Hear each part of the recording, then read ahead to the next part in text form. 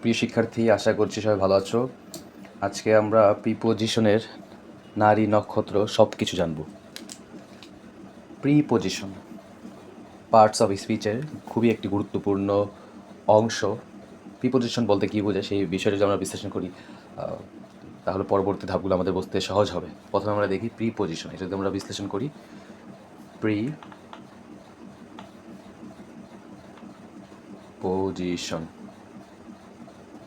আশা করি দেখা যাচ্ছে প্রিপোজিশন। যদি আমি সামনে দেখাই প্রিপোজিশন, এটাতে আমরা বিশ্লেষণ করি। প্রি শব্দের অর্থ হচ্ছে পূর্বে। প্রি শব্দের অর্থ কি? পূর্বে, পূর্বে। আর পজিশন অর্থ হচ্ছে অবস্থান, অর্থাৎ পূর্বে অবস্থান। কিসের পূর্বে অবস্থান? অর্থাৎ নাউনের পূর্বে অবস্থান। আমি যদি একটা এক্সাম্পল দেই, the paper is on the table. On the table, এখানে দেখতে পাচ্ছ on.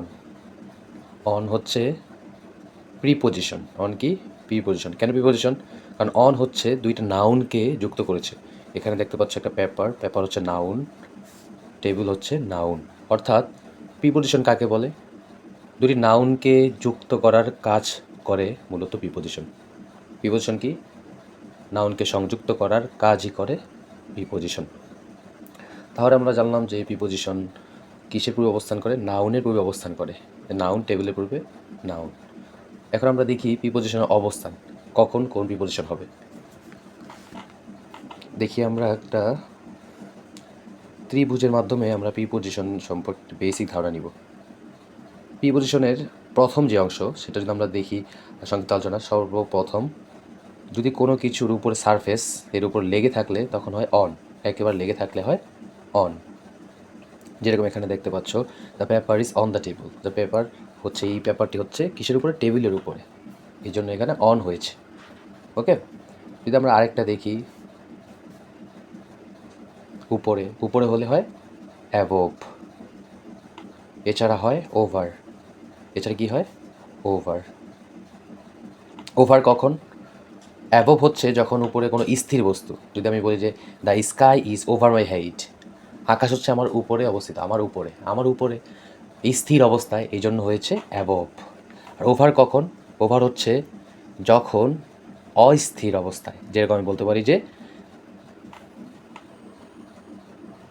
The bird is flying over my head, পাখিটি চলমান, চলমান হলে হয় ওভার, চলমান হলে কি হয়? ওভার। ওকে, এটা ক্লিয়ার? এবার আমরা দেখি, যদি কোনো কিছুর মধ্যে বড় কিছু হয়, বড় কিছু হলে স্থান হলে হয় ইন, এবং ইনের ভিতরে যদি আরেকটা ছোট হয় তখন হয় অ্যাট। এই যে ছোট আমরা দেখতে পাচ্ছি তখন হয় অ্যাট, তখন কী হয়? অ্যাট। যেরকম যদি এক্সাম্পল দেই, I live in Munshiganj. Munshiganj at Katakhali. At Katakhali, আমি মুন্সিগঞ্জে থাকি, অর্থাৎ একটা বড় স্থান। বড় স্থান, এটা হচ্ছে ছোট স্থান, এই জন্য হয়েছে অ্যাট। ওকে, বড় স্থানে হয় ইন আর ছোট স্থানে হয় অ্যাট। ক্লিয়ার? এবার হচ্ছে আমরা দেখি যে কোনো কিছুর কোনো জায়গায় পৌঁছানো বোঝালে, নির্দিষ্ট জায়গায় পৌঁছানো বোঝালে হয় টু। টু হয়, যেরকম I go to school, I go to college. এখানে আরেকটা বিষয় যে কোনো কিছু দিকে বোঝালে, দিকে বোঝালে হয় টুয়ার্ড। টুয়ার্ড, আমি যদি বলি আমি কলেজের দিকে যাই, তাহলে I go toward college. Go toward college, college. যদি আমি বলি কলেজে যাই তখন হবে I go to college. Clear? Toward হচ্ছে কোনো কিছুর দিকে, আর টু হচ্ছে নির্দিষ্ট স্থানে। ক্লিয়ার? এবার আমরা দেখি ইনের আরও কিছু ব্যবহার। ইন হয় মাসের ক্ষেত্রে, কিসের ক্ষেত্রে? মাসের ক্ষেত্রে। এছাড়া বছরের ক্ষেত্রে, জায়গার ক্ষেত্রে ইন হয়। যেরকম in January, in January. In year, in year হচ্ছে 2000, ইন 2020, বা যে কোনো জায়গা ইন মুন্সিগঞ্জ বা ইন কলকাতা, ইত্যাদি। এবার দেখি অন হয় বারের ক্ষেত্রে, বার যেরকম অন মানডে,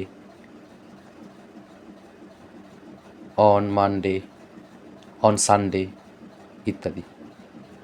এছাড়া অন স্ট্রিটের ক্ষেত্রে ব্যবহৃত হয়। স্ট্রিট মানে রাস্তা, অন দ্য রোড যেহেতু সারফেস, এটা তো এটার মতোই হয়।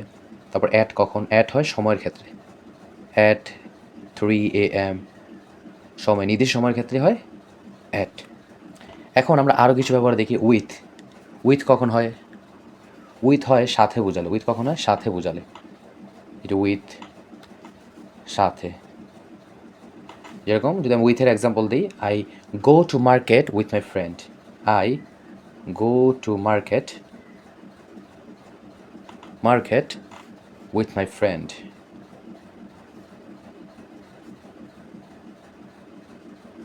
উইথ মাই ফ্রেন্ড, যে উইথ সাথে বোঝালে। তারপর দেখো অফের ব্যবহার কী হবে? অফ হচ্ছে এর। অফ কীভাবে হয়? অফ হচ্ছে এর বোঝালে। অর্থাৎ আমি যদি বলি যে রহিমের বই, the book of Rahim, the book of রহিম।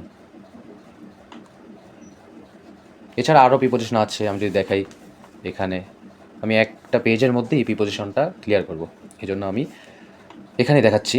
এখন দেখি আমরা ফোর কখন হয়? ফোর অর্থ হয় জন্য। ফোর কী হয়? জন্য অর্থ বোঝালে।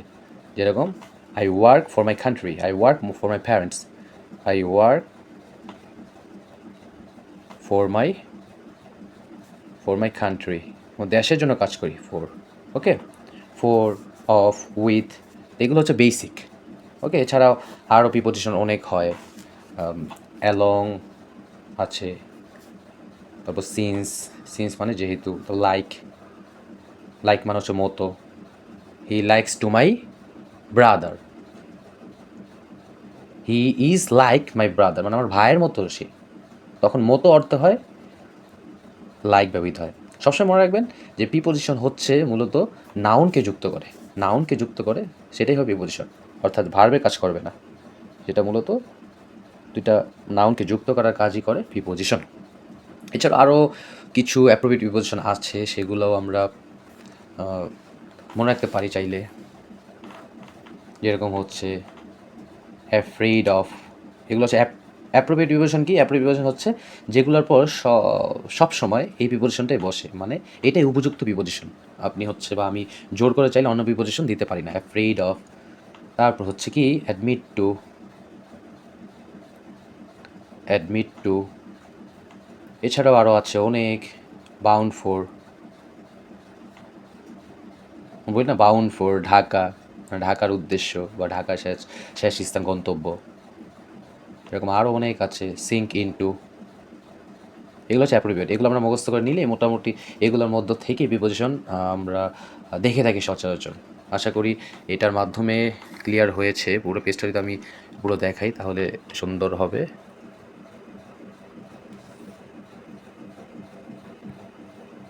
চাইলে তোমরা স্ক্রিনশট নিয়ে রাখতে পারো। যদি ভিডিওটা না বুঝতে পারো আরও কয়েকবার দেখো, আশা করি বুঝতে পারবে। আর নিচে হলে আরেকটা হচ্ছে প্রিপোজিশন খুবই গুরুত্বপূর্ণ, সেটা হচ্ছে নিচে। একবার যদি নিচে হয় তাহলে আন্ডার। আমি যদি বলতে পারি যে, যদি আমি বলি যে এই যে এখানে দেখতে পাচ্ছ, যে এখানে কি দেখতে পাচ্ছ হচ্ছে একটা ফ্যান, বলতে the fan is under my table. Under মানে নিচে। ওকে, আশা করি প্রিপোজিশন সম্পর্কে একটি পূর্ণাঙ্গ ধারণা তোমরা পেয়েছো। আশা করি এর মাধ্যমে তোমরা অনেক কিছু বুঝতে পারবে। প্রিপোজিশন আসলে এইগুলো থেকে বেসিক, আরও কিছু আছে, সেগুলো হচ্ছে যেরকম ইনটু হয় কখন, দুইটা একসাথে মিলে হয়, দুইটা প্রিপোজিশন একসাথে হয়, ইনটু একসাথে হয়, কোনো কিছুর ভিতর দিয়ে যাওয়া বোঝালে ইনটু হয়। অ্যালং হয় কোনো কিছুর, অ্যালন আর অ্যাক্রসের ব্যবহার অনেকটা সেম কাইন্ড অফ। এত জটিল আসে না এইচএসসির জন্য, তোমাদের মূলত বেসিক এগুলো থেকেই আসে। এই ক্লাসটা মূলত ছিল একবারে বেসিক ক্লিয়ার করার জন্য। আশা করি এই ক্লাসের মাধ্যমে অনেকটা উপকৃত হয়েছেও। সবাইকে অনেক অনেক ধন্যবাদ। ভিডিওটা যদি না বুঝতে পারো আবার দেখো এবং তোমাদের মন্তব্য শেয়ার করতে পারো।